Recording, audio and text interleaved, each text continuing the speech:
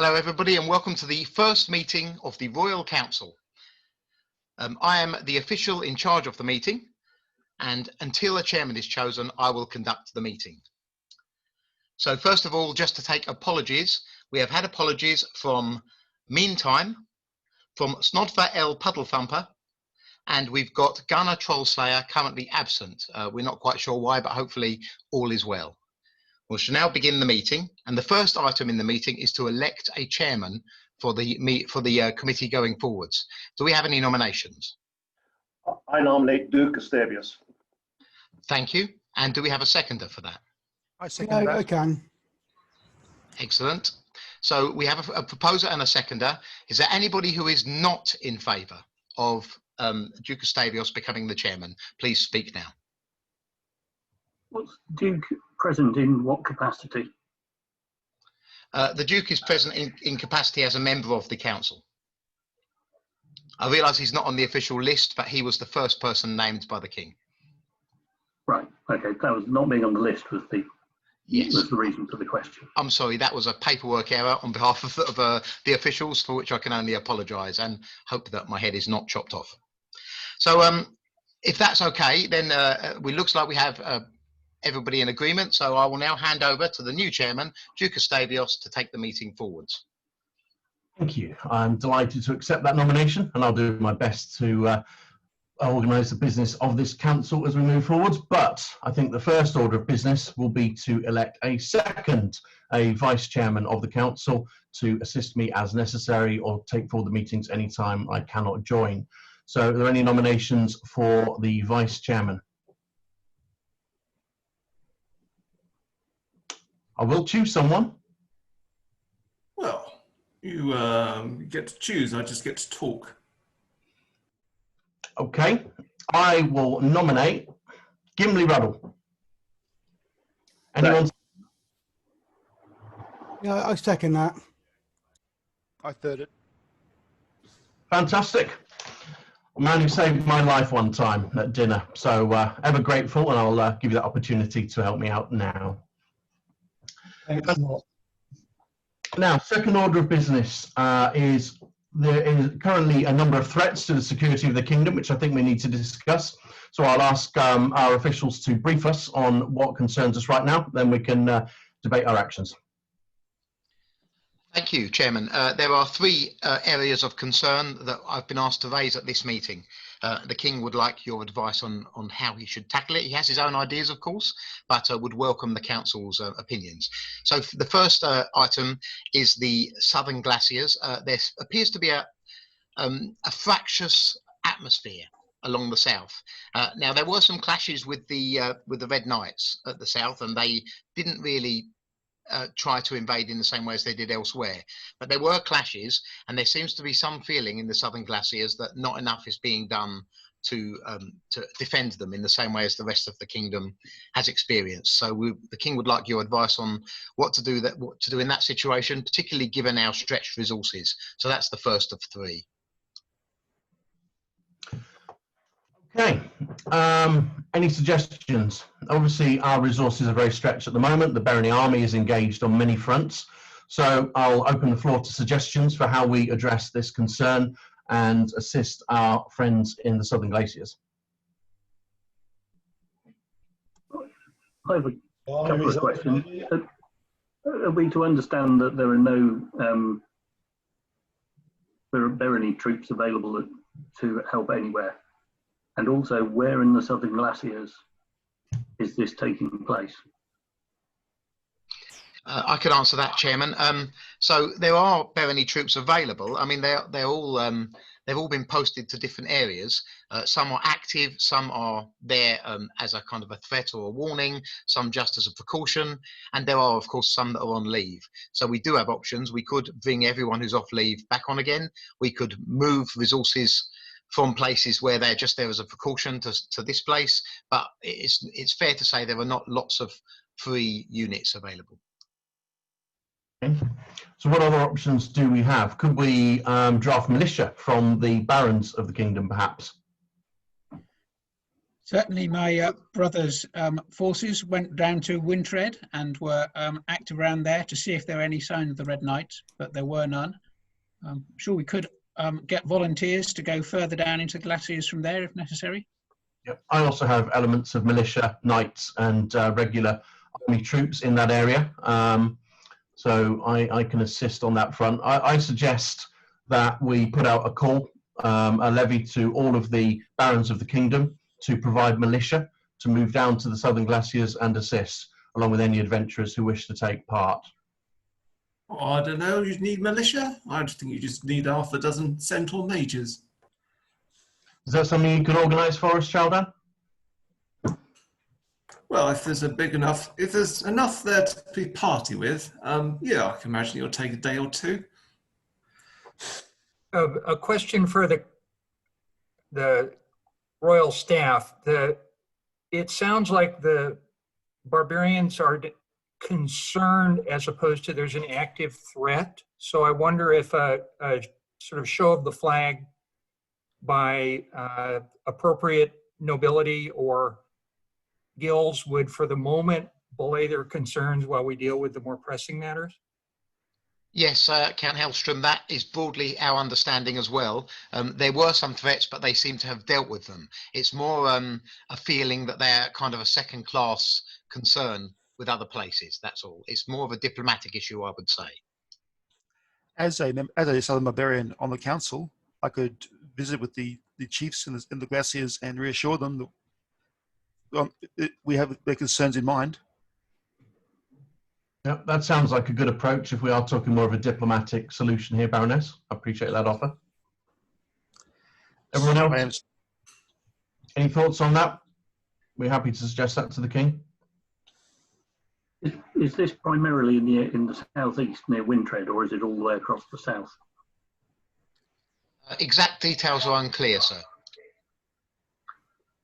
Okay, because my baron is right next to the White Citadel,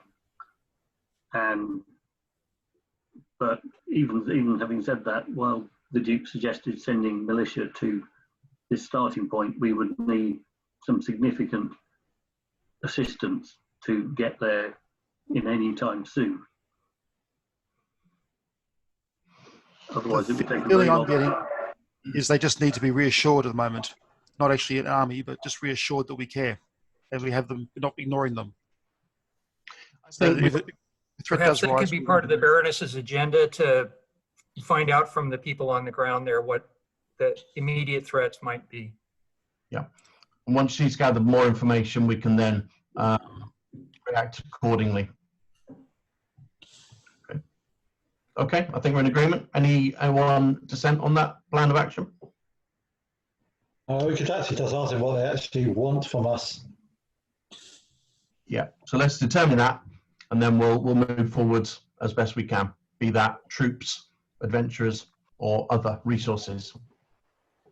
Rather you didn't start wading into the southern glaciers. I have quite a lot of glacier barbarians as part of my membership. They might protest a little. Exactly. This is going to find out what it is they're concerned about currently, Chaldan. Then we'll move forwards appropriately. Fair enough. Thank you, Chairman. So the second item of concern obviously relates to the Red Knights. Now, they seem to have almost gone quiet.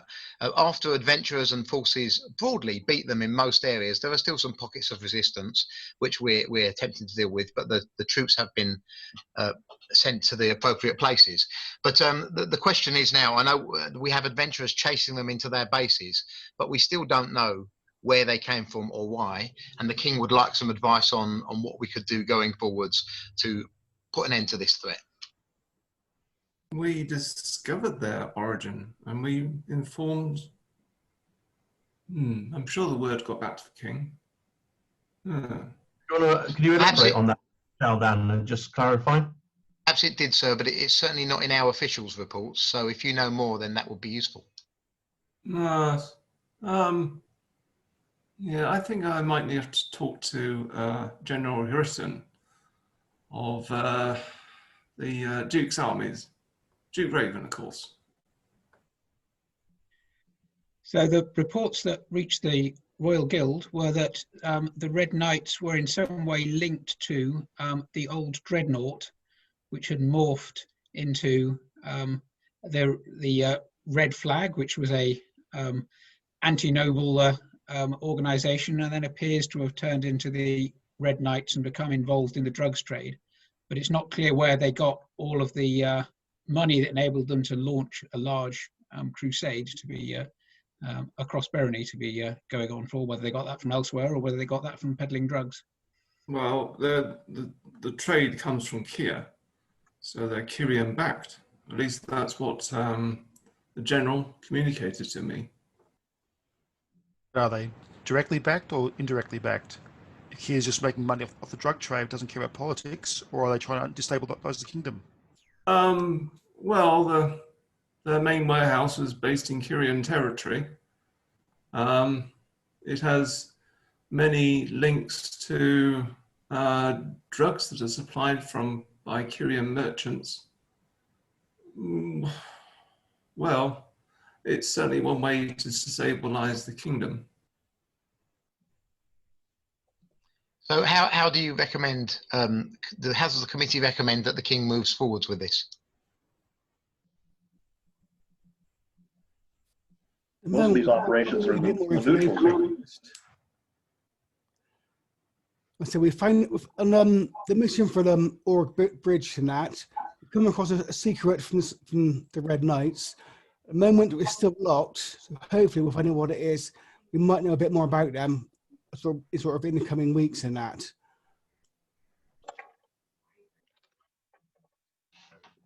So we should be searching their bases to discover what more information we can. It's probably not a great time to blame the Kyrians for it, although we need to bear in mind that that's possible.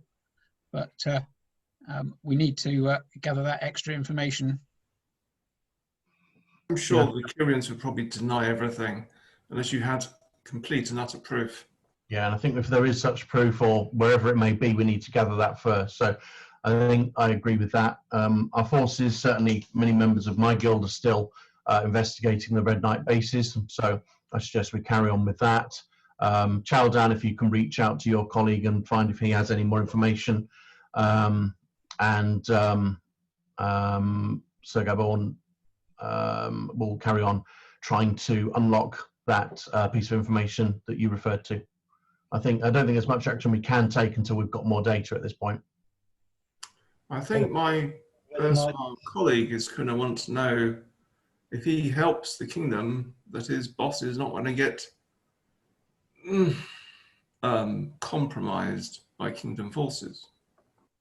As long as he's not involved in this illicit trade, then he won't be. Is that the kingdom's official policy now regarding Duke Raven? We'll get on to about that a little bit later. I think present to the Duke that the drug trade is a threat to everybody, whether you're part of the kingdom or not. Threatens the people and the knights aren't going to stop at the kingdom. They'll stop at any nobles. And that's, from what I understand, what the Duke has been doing. He's been sending his border scouts after the drug trade quite enthusiastically. Then we should cooperate on this. Whatever else is going to happen. Yep. Chaldan, would the general be able to open a dialogue with the Duke on this, politics aside, and just approach it from the standpoint of cooperation against the drugs trade? I think the general has a good line of. He's thinking on very good speaking terms with his boss. Okay, so I propose that as a course of action alongside carrying on deeper into the Red Knight bases and trying to find out any more information we can. Thank you, Chairman. While you're talking about the Red Knights, are all the field operations essentially finished against their forces? There was one at Merriwell and one at Gorse, wasn't there? The main part. As I understand it, sir, broadly it's all over. There are a few stragglers who are still clearing up some mess, but broadly, we have them on the back foot, it seems, at the moment. We're cautious because it wouldn't be the first time they've surprised us, so we're keeping an eye on it. But yes, most of the operations are coming to a close, with the exception of some of the adventurers that are still delving a bit deeper. Thank you. Yeah, David Galleria is heavily involved at the stockade, which seems to be their main base of operations. There's a ways to go there. Okay, so the third item, Chairman, that the King has asked us to bring to the committee is a little bit different.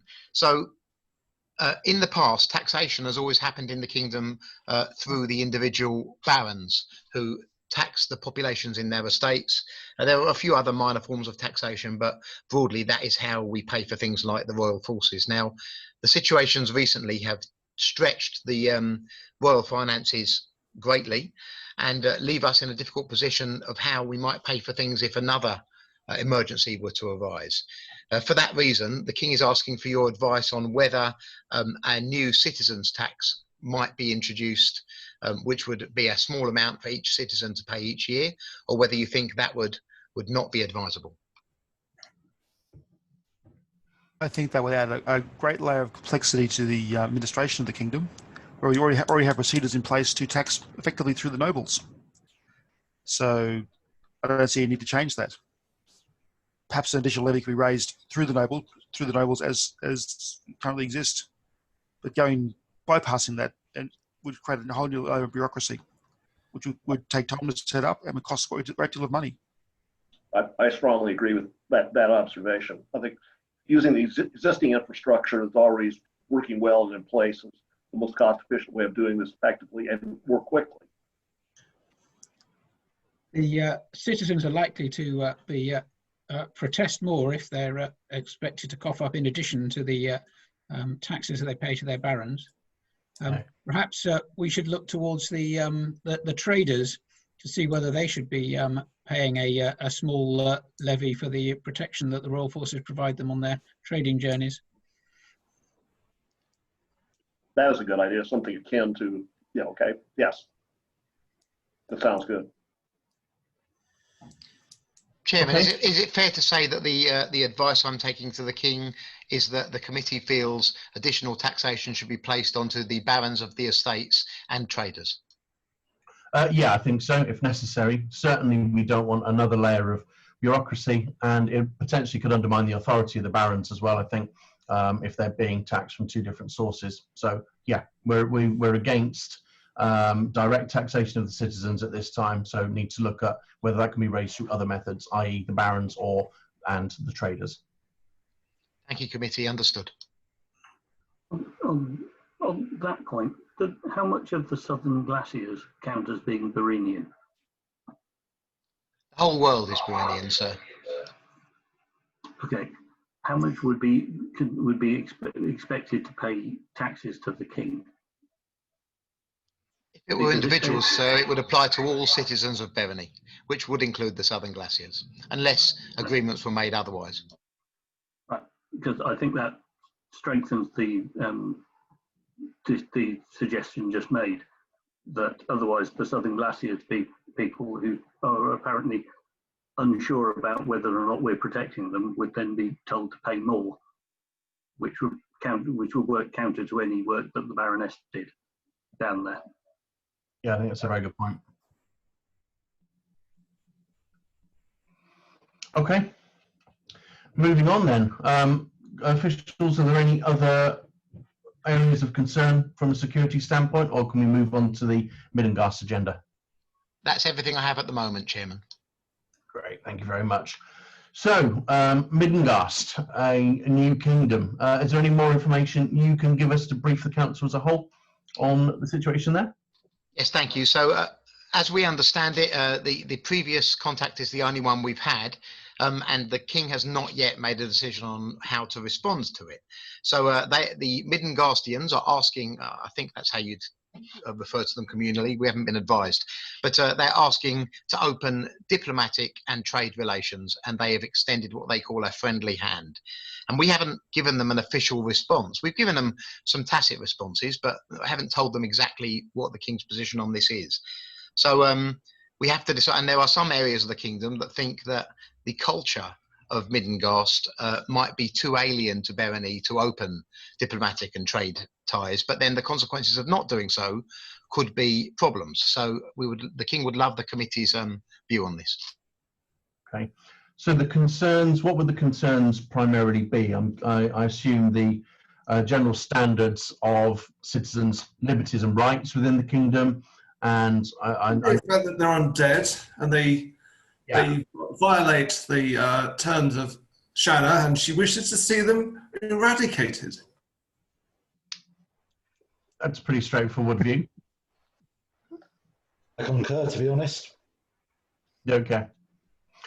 I don't have strong feelings either. However, I mean, I'm in favour of opening trade negotiations and ties with the new kingdom. I think it's better to look to have friends rather than enemies at any point in time, but especially at the moment while we're beset by numerous problems. So I second that opinion. Opening a friendly relationship.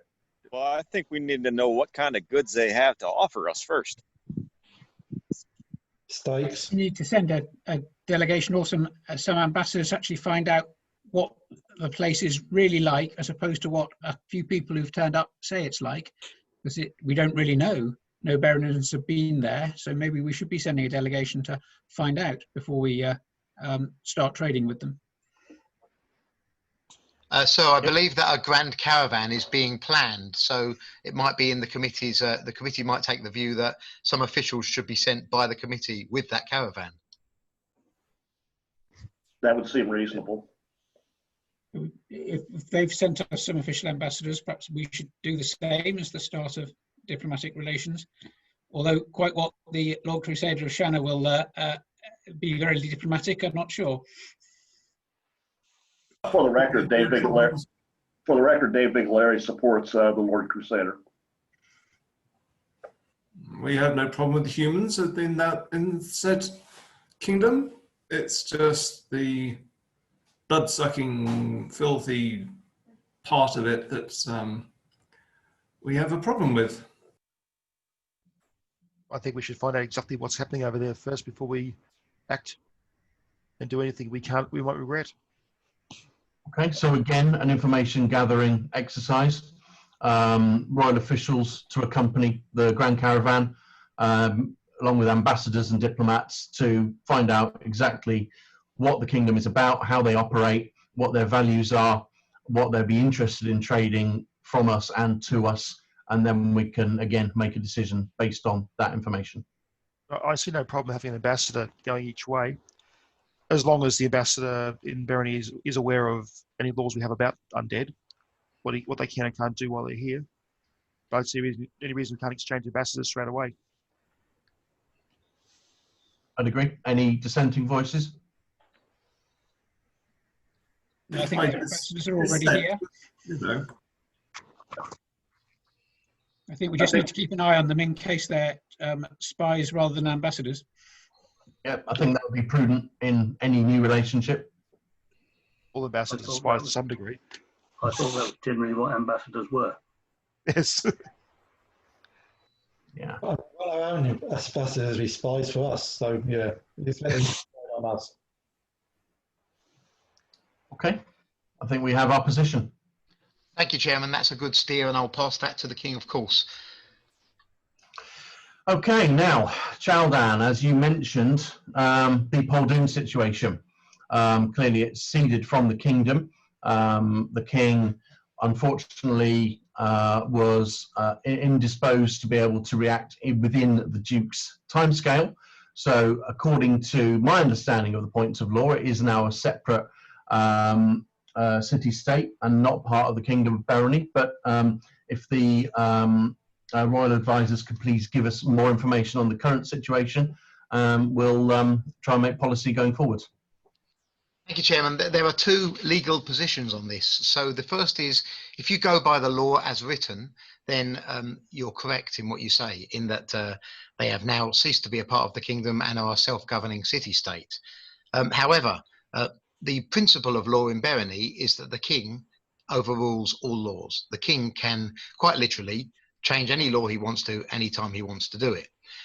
Now, because the kings of Barony have always wanted the kingdom to feel free and for people to not feel as if they are being ruled over by an autocracy, rarely has the king ever used those privileges, only really in times of great crisis.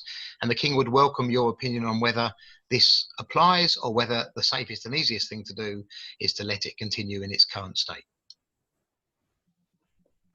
Let me ask, are any taxes coming from Poldoon to the crown as a result of this? No taxes have been forwarded since since Poldoon said that it ceased to be a part of the kingdom.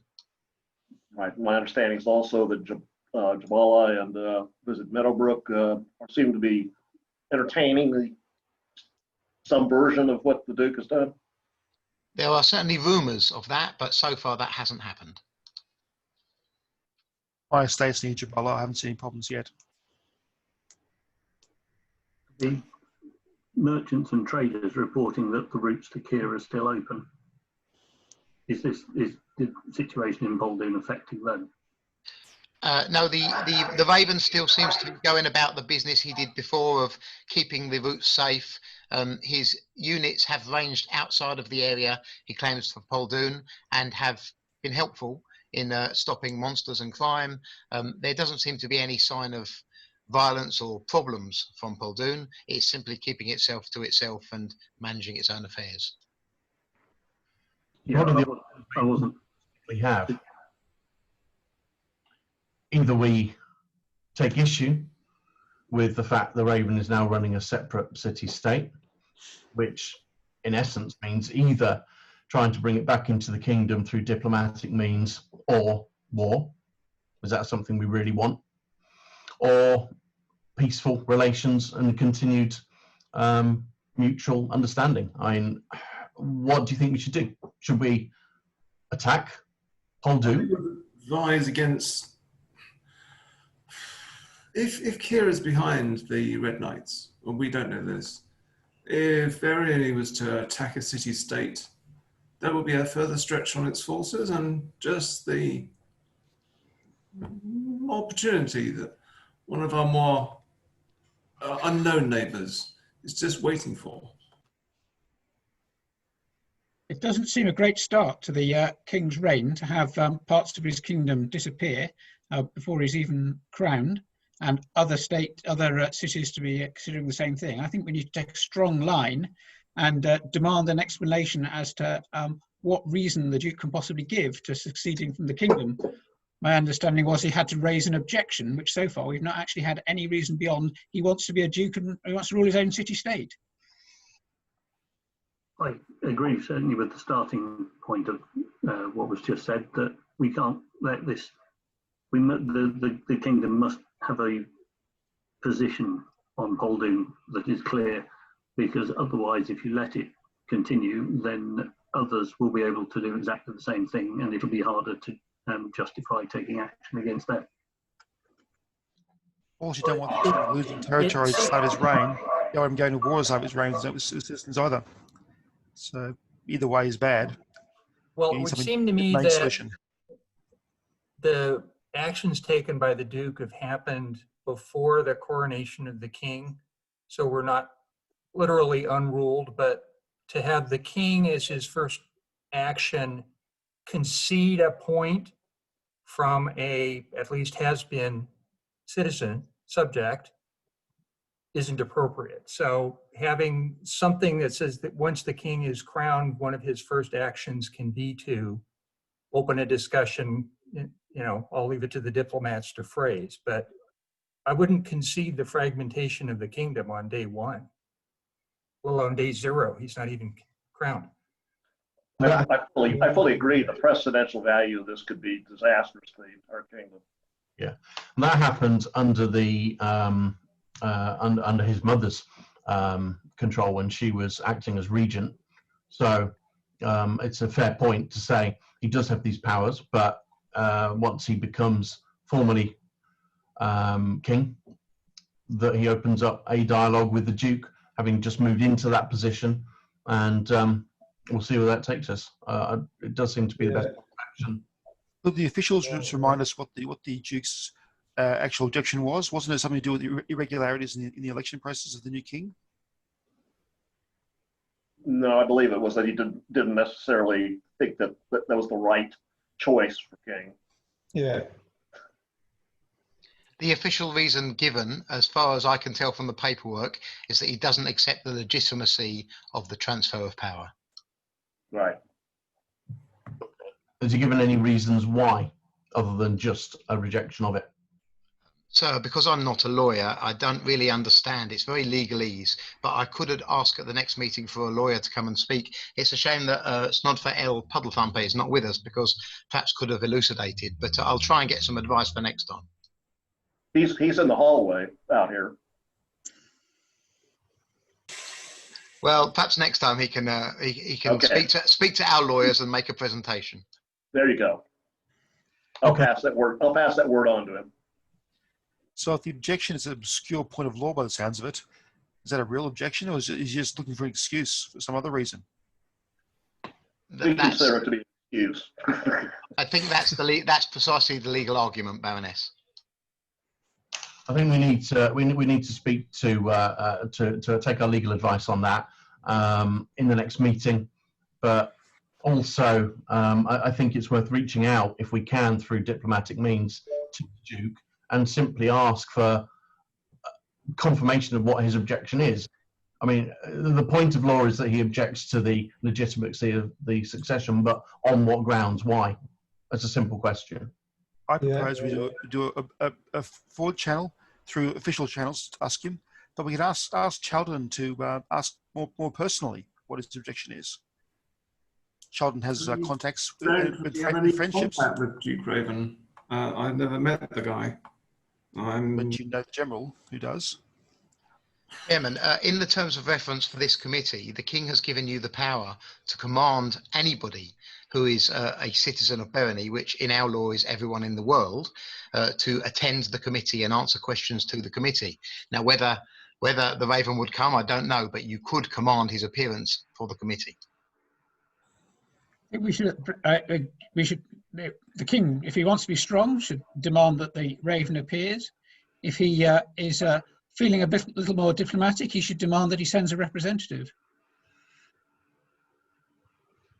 On a point of rulership is if the excuse is the illegitimacy of the transfer of power, that would imply that the king is illegitimate. So it's much more than a city-state asserting something or other. Doesn't Poldoon then become a center of sedition in the whole kingdom? Or risks that? Let me try to be diplomatic. I believe the legal analysis, one legal analysis would lead one in that direction. There are other legal analysis, as the official says. I believe a couple of years ago, the Raven appeared at a feast of some sort in some kind of projection. So if he can do it then, he may be able, that he would be willing to provide the same if requested. I think we should certainly, and I'll never forget that. The food was excellent. What was added to the drinks was not. Okay, so we need to make that request through formal, legitimate means, I think, and request that the Raven or his representative empowered to speak on his behalf appear at the next council meeting so we can discuss these issues and how we move forwards from where we are right now. It doesn't have to be a negative thing. I'm no diplomat. I solve things at the point of a scimitar, but I think we can. We have officials who can put that across in the right way, and whether we move forwards in a positive way or a negative way is yet to be decided. But we need to talk openly about what the reasons are and move it forward from that point. Thank you, Chairman. I'll arrange for the appropriate invitation/commands to be written up. Okay, that is everything I had on the agenda for this session. Is there any other business anyone wants to put forward? Mr. Chairman, I I do. Dave Biglari do have a concern about the apparent absence of anyone occupying the position of high priest, and also the Lord Crusader of Cameron. Recognizing the scheme of all the other issues that we've talked about today, that's somewhat small, but to those of us of religious devotion, those are significant items. Okay, I'm not really familiar with the processes for putting those people in place, especially the Crusaders, but any suggestions you've got as to how we could fill those posts? Chairman, the King generally appoints those posts, but would welcome the committee's steer if they've got one. Perhaps for next meeting we can bring forward some candidates. Yeah, it sounds like we need to discuss in detail, so why don't we put that forward as an agenda point for the next meeting and give it the time it deserves. Thank you, Mr. Chairman. Is it worth extending that to whichever kingdom positions are vacant? Because there's been a number of discussions that I've heard about over the recent time about people not knowing what positions there actually are. Yeah, I think that's officials could enlighten us. So if the officials could please compile a list of vacant positions, we'll then discuss who should fill those positions and how we can go about it in the next council session. Understood, that will be done. Vacant and currently filled, I would suggest, so we actually have a complete list in one place. A definitive list, yeah. It'd be interesting to have high priests who actually, promote the interests of the six, rather than sort of always ceding to the dictates of the king. Okay. It's a two-way process. They advise the king and the king gives directions to them. The king created the Church of Burning, and he created the position of high priest. Okay. Same time, the king swore to protect the virtues of the gods of light. So that's a two-way street. Most definitive. It is a two-way street for sure. The Six would see the king as of creating the religion of barony. He created the Church of Burning. Okay, guys, let's park this one until next time. It's going to be a fun session talking about this, but it'll also be interesting to consider who could fill those posts and indeed hearing what their standpoints are with regards to all of this. So both make very good points. Let's park it till next time, and we'll talk about it in full then. Any other business from anyone? I've been given an approach made by the Druids of Barony, complaining that the area around some of their most sacred groves have been filled by barbed wire by the Royal Army, and requesting that they be removed. Okay, I guess that ties into the Red Knight threat at the moment, and where we stand with that. So perhaps we could have a review of the current fortified positions carried out to see whether we still consider that necessary or not, and then have them removed if those areas have now become safe. I'll issue those instructions on your behalf, Chairman. Thank you. Okay, any more? Nope. Okay, anything else from the Royal Advisors? That's all business for today. Thank you very much. So I declare our first meeting adjourned. Thank you very much, and I look forward to sitting with you again at the next session. Thank you, Chairman.